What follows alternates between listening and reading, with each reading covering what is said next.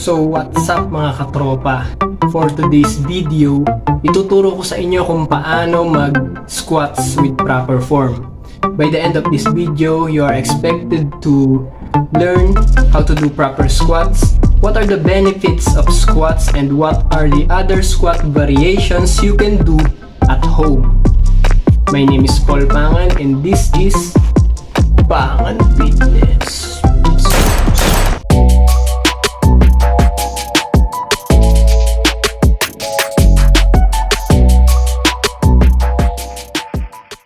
Ano nga ba ang mga benefits ng squats?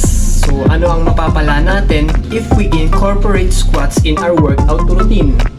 So ang squats kasi ay considered na king of leg exercises. So obviously papalakasin nito ang ating lower body, papalakihin ang ating muscles sa ating lower body, specifically the quads, hamstrings, glutes, and even calves.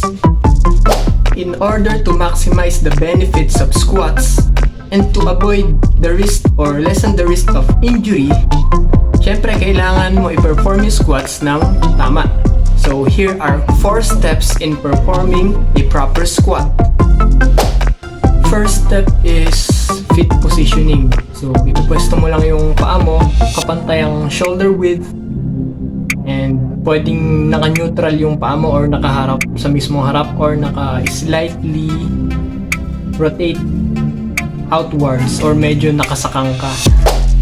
Step 2 is we need to consider our neutral spine. So dapat yung likod natin naka-straight and hindi nakahukot. Kapag kasi nakahukot yung likod natin, nagbibigay ng a lot of tension specifically sa ating lower back. So kung ikaw na try mo na mag-squat and napansin mo masyadong sumakit yung likod mo, yung lower back mo, baka mali yung form mo, baka nakahukot ka habang nag-squat. So to fix that, dapat naka-straight body tayo, neutral spine, and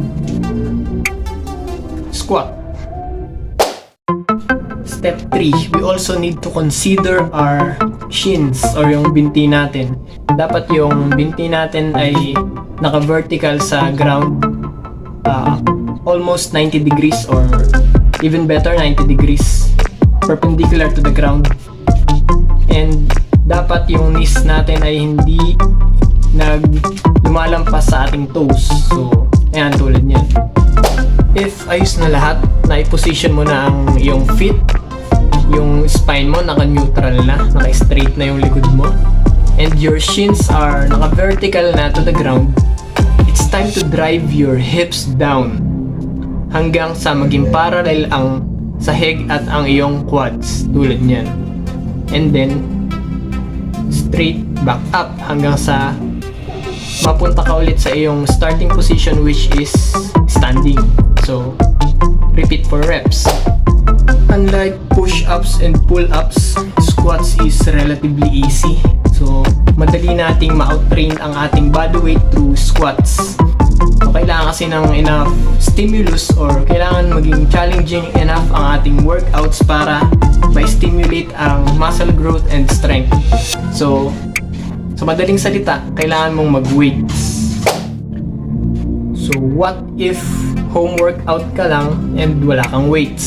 So here are some harder variations of squats you can do at home with or without weights.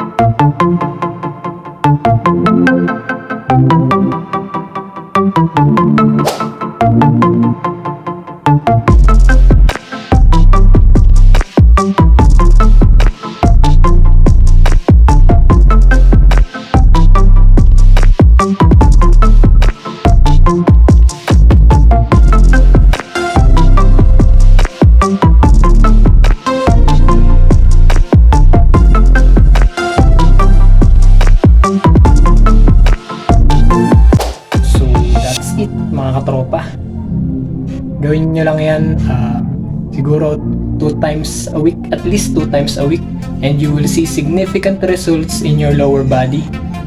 I guarantee you, lalakas ang inyong legs and lalaki yan. Promise. And if nakatulong sa inyo ang video na to, consider hitting like and subscribe button. And kung may mga tanong kayo, comment nyo lang below.